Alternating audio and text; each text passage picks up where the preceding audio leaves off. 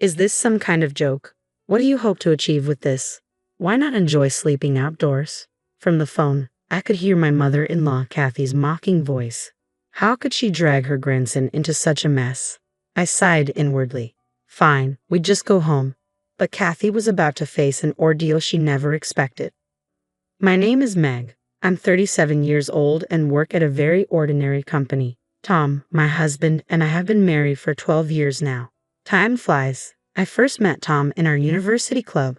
We used to hang out a lot, but we were just friends and never dated. After graduation, we reunited at a club gathering. From there, we started talking more often and eventually began dating. About a year later, Tom suddenly asked me with a serious face, "Will you marry me?" I'll never forget his expression at that moment. So we got married, and soon after, our lovely son Mike was born. Mike is an active and a bit mischievous boy, but he's genuinely good-hearted. He excels at school and is especially passionate about baseball. He's been playing on a local youth baseball team since he was young, swinging his bat every day, rain or shine. Thanks to Mike's performance, his team often wins, and everyone says he's amazing. Tom and I always cheer for him at his games, clapping and shouting, "Hey, Mom and Dad, did you see today's game? How was it?" Of course, we wouldn't miss it. That home run was incredible. The game shifted the moment you hit it. Thanks. Look forward to even more impressive plays, Mike says with a grin. Then he heads to the yard to practice swings after dinner. His dedication is truly inspiring. He's always been committed, even when he was in the swimming club before baseball, practicing tirelessly despite his struggles. I hold a somewhat senior position at my company and try to embrace the same attitude of perseverance that Mike displays. When times get tough at work, I draw strength from his determination. Despite these daily joys, there's been a lingering concern in our household, Kathy. She seems to have had a grudge against me ever since we got married. Her attitude towards me has been harsh. Meg, why are you resting there? Usually, a daughter-in-law helps her mother-in-law when she's busy, right? Kathy snapped one day. I was caught off guard because my father-in-law Jason had just offered me dessert at the dining table, and I was having a leisurely chat with Tom. Kathy seemed irritated regardless. When I went to the kitchen, she gave me a stern look and muttered complaints. How can you act so thoughtlessly? Was this how you were raised? If your parents were like that, I'd understand. I was taken aback. Kathy knew nothing about my family, and her casual remarks were shocking. I'd never encountered someone who could speak so bluntly before. Since the pre-wedding meeting, Kathy's attitude had been tough, making it difficult to get along with her. As a result, I limited my visits to her house. However, after Mike was born, we began visiting more frequently for the sake of my in-laws, who couldn't wait to see their grandson's adorable smile. Kathy would dote on Mike but consistently direct prickly remarks at me. One day, with a sly smile, she told me if Mike does something wrong, it's all because of your upbringing. She continued to question my parenting, saying things like, "I'm worried with a mother like you," and "Are you disciplining him properly?" The most shocking comment was, "I'd like to raise him myself," as if I was incapable of raising my own child. Her words cut deeply. Strangely, Kathy only made these comments when Tom and Jason weren't around. My silence seemed to irritate her further. "Aren't you listening?" she'd demand. I'd think, who's the faultless one here? When Tom or Jason returned, Kathy would instantly change her demeanor, praising how cute her grandson was. Visiting my in-laws always meant facing her subtle bullying. But despite everything, after Mike was born, I found a way to cope. I felt stronger as I focused on Mike's milestones, my work, and daily events. These occupied my mind, leaving little room for Kathy's words. Her remarks seemed like fleeting dust, easily blown away. She misinterpreted my silence as agreement, but I simply didn't want to waste energy on her. Occasionally, her comments irritated me, but it was easier to ignore her when she was under a misapprehension. Jason, Tom, and Mike were always on my side. Over time, I'd even thought that these events might eventually become fond memories. 12 years had passed since our marriage, and our visits to the in-laws continued, with Kathy's jabs becoming a part of the routine. I wondered if this was just how in-law relationships typically went. One day, as I was brushing off another of Kathy's remarks, Mike stepped in with serious eyes. He finally voiced what had probably been bothering him for a long time. "Grandma, why do you always speak to Mom like that?" Kathy was caught off guard. She stammered, "Mike, what are you talking about?" "I haven't." "Don't play dumb," Mike interrupted. "I've heard you. Stop bullying Mom behind my back. Can't you be kind? I'm starting to dislike that side of you. He looked as if he'd gathered a lot of courage to say this. All he wanted from his grandmother was a bit of kindness. Kathy looked puzzled for a moment, as if she couldn't grasp what had been said. She seemed surprised by her grandson's words, but after a while, a hint of anger appeared on her face. Mike, where did you learn to talk like that? Isn't it rude to interrupt adults when they're talking? This is a conversation between Grandma and Mom. Meg, you need to educate him properly. Look at Mike's attitude. It's problematic. How could he have grown up without learning to choose his words carefully? I was secretly moved by Mike's bravery and courage. His strength had been evident since he was a child, and I was proud that it hadn't changed. Mike, thank you, I said, feeling the surge of emotion. But I'm okay. Please wait a little further away, all right? I got it, Grandma. My mom is kind, Mike said, and I was deeply grateful for his defense. Kathy's words no longer held any weight for me, but I didn't want Mike to face any further hostility. At that moment, Tom, summoned by Mike, appeared with a concerned expression. What's going on? Why is everyone so tense? Kathy, slightly startled by Tom's arrival, replied weakly, Oh, it's nothing. I was just talking with Meg. Anyway, I'll make some dessert. She hurriedly retreated to the kitchen. After Kathy left the room, Tom turned to me, asking, Are you okay? Mike spoke up suddenly. Mom is being bullied by Grandma.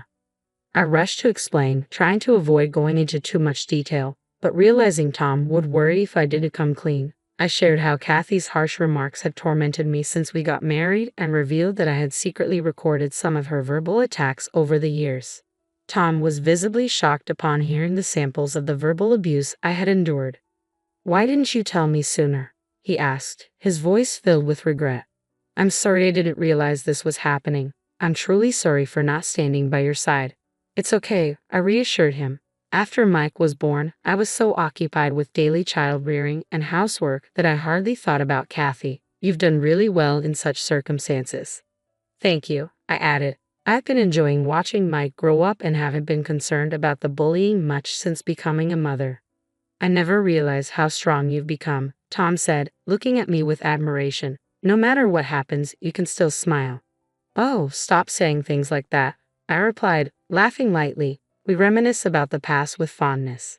Having Tom and Mike by my side made the sting of Kathy's words seem less significant. However, a significant event was about to further test my relationship with Kathy. When Jason decided to retire, Tom and I planned a special surprise to celebrate. We wanted to give him something memorable and thought, how about a trip abroad? After discussing it, we decided on a family trip to Kunun. Jason's eyes lit up at the suggestion and he proposed, since we have the opportunity, let's all go together. So it was settled. Our family of 3, along with my in-laws, would travel to Kunun. It would be the first time for both families to travel abroad. Tom was a bit concerned and asked, considering my mother is coming too, are you sure it will be okay?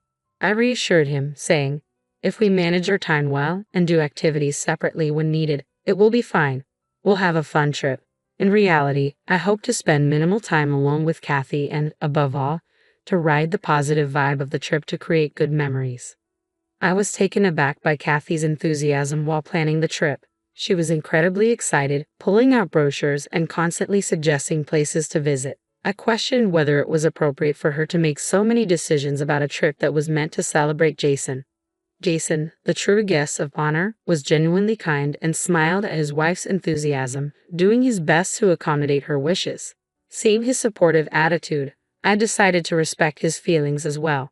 On the day of the trip, we woke up early, filled with anticipation, and headed to my in-laws' house. Good morning, Dad and Mom. Please get in the car, I said cheerfully. Jason responded with a big smile. Thank you for today. I've been really looking forward to this. Grandpa, let's sing a song together on the way. Mike invited enthusiastically, and Jason eagerly agreed.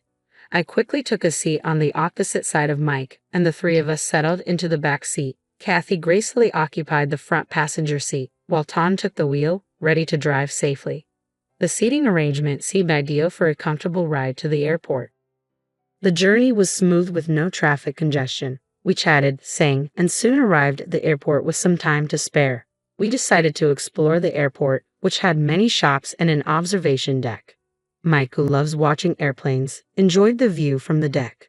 Feeling hungry, Mike said, I'm hungry, so we went to a small cafe for a light meal. Later, we browsed through a souvenir shop, and my in-laws appeared to enjoy examining various items.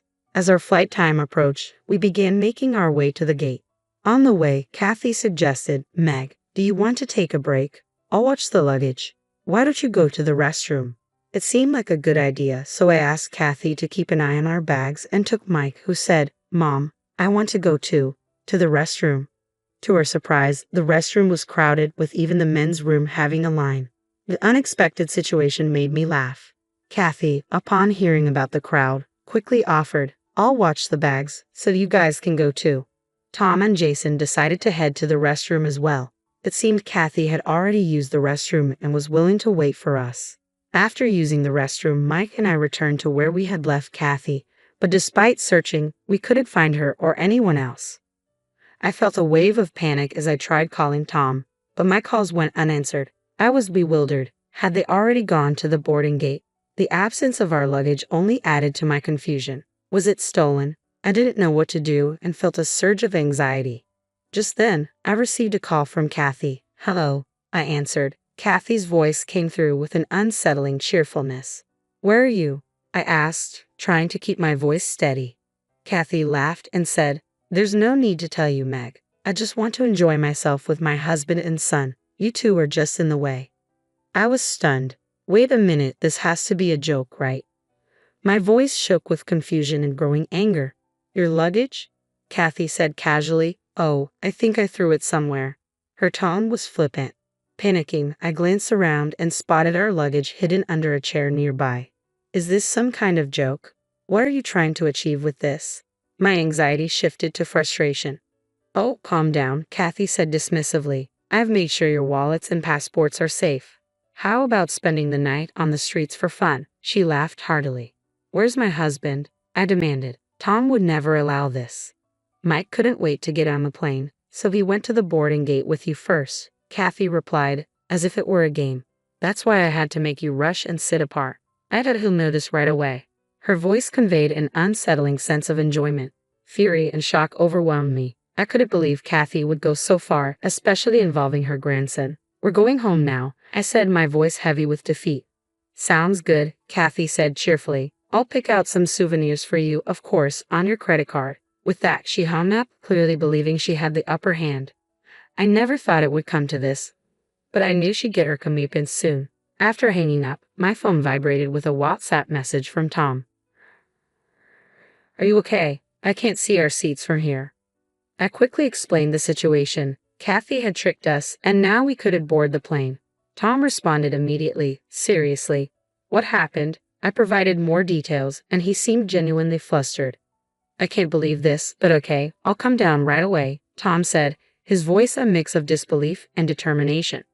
I quickly formulated a plan to handle the situation and tried to calm him down. Let her think she succeeded for now, but I need a favor, I explained. Tom agreed and decided to head to Canaan with Kathy for the time being. In the meantime, I went to the police to report my wallet as stolen and called the credit card company to temporarily suspend it. We needed to protect ourselves from any potential harm. Once that was settled, Mike and I decided to head home and make the best of the situation. We planned to enjoy our next trip even more, although I never imagined our trip to Canaan would turn out like this. Despite the unexpected turn of events, there was a silver lining. The time spent with Mike turned out to be special. We adjusted our plans and decided to stay at a resort hotel. The view from our room and the delicious food became the highlights of our unexpected vacation. Mike, clearly delighted, even offered me a bite of his food with a bright smile. Mom, this is delicious, he exclaimed, his grin reassuring me that we had made the right decision. We also enjoyed a lovely barbecue at my parents' place. The aroma of grilled meat and the warmth of family made it feel like a true vacation. 3 days later, my husband and father-in-law returned, looking genuinely remorseful for Kathy's actions. I can't believe what my wife did. It's inexcusable, Jason confessed. Meg, I'm so sorry. I should have been more careful. Though they tried to apologize, Mike and I had moved past our initial anger. I was curious about their trip, so I asked. Tom laughed and shared that it had been a huge success. It turned out they had executed the revenge plan I had conceived. After directing Kathy to a luxury hotel, they went elsewhere, leaving her to fend for herself. Kathy arrived at the hotel, only to discover that I had canceled our reservation. Tom and Jason ignored all of Kathy's attempts to reach them and thoroughly enjoyed their time in Conan. When Mike asked excitedly if it had been fun with Grandpa, Tom smiled and replied, "Yes, but next time, let's all go together." He then filled me in on Kathy's series of misadventures. Mom kept sending frantic messages, Tom said with a sigh. Apparently, she had to stay at a cheap inn and barely got any sleep. She was counting on your credit card and the money from me and my father, but it turns out she hardly had any cash on her. She hasn't had a proper meal since the one we shared on the first day. She's been both physically and mentally worn out. Hearing about Kathy's predicament gave me a sense of relief. When Kathy finally arrived, she looked utterly drained and confused. "What have you done to me?" she exclaimed, her disheveled hair and bloodshot eyes clearly showing her distress. No one in the house sympathized with her. "You brought this upon yourself," we told her. "I heard from Meg about how you've mistreated her for 12 years. Kathy tried to defend herself, but Tom cut in. "Meg recorded everything. I was shocked when I heard the recordings. I had no idea you had said such things to Meg. You always acted kind to us on the surface, but behind our backs, you were doing this. And then the incident in Conan, leaving Meg and Mike like that and even stealing the wallet. What were you thinking? This is clearly a crime." Kathy protested. "Wait a minute. I just wanted to have a good time with the family. Meg and Mike are family too." Tom's voice grew cold. "I'm done with you as a family member. I'm considering a divorce. I never imagined you'd do something like this. You've been deceiving us for so long. I can't forgive you for hurting our precious family. I don't want to have anything to do with you anymore." Kathy, ruthlessly berated by her husband and son, looked down, her face pale and shocked. She kept apologizing afterward, but the situation remained unchanged. "Meg, I'm truly sorry. I'll apologize as many times as needed. Please forgive me," Kathy said with a hint of desperation in her voice. I responded firmly, "Well, that's going to be a tall order for a lifetime because of your harassment as a mother-in-law. I went through a very tough period. I will be claiming compensation for that. Also, about taking my precious wallet without permission, I'll be reporting that to the police. And you should definitely pay the hotel cancellation fees." At my decisive words, Kathy's face turned even paler. Due to this incident, she suddenly found herself burdened with massive debt. Having been a housewife for many years, the only jobs she could find were minimum wage. Her relationship with her husband fell apart, and she started a new life alone in a modest apartment, working to pay off her debts. On the other hand, our family regained our peaceful days. The following year, we all planned and managed to go on an overseas trip together. Mike, experiencing foreign culture and scenery for the first time, was thrilled and enjoying himself. Seeing him happy warmed my heart and made me realize how important it is to cherish and love my precious family deeply.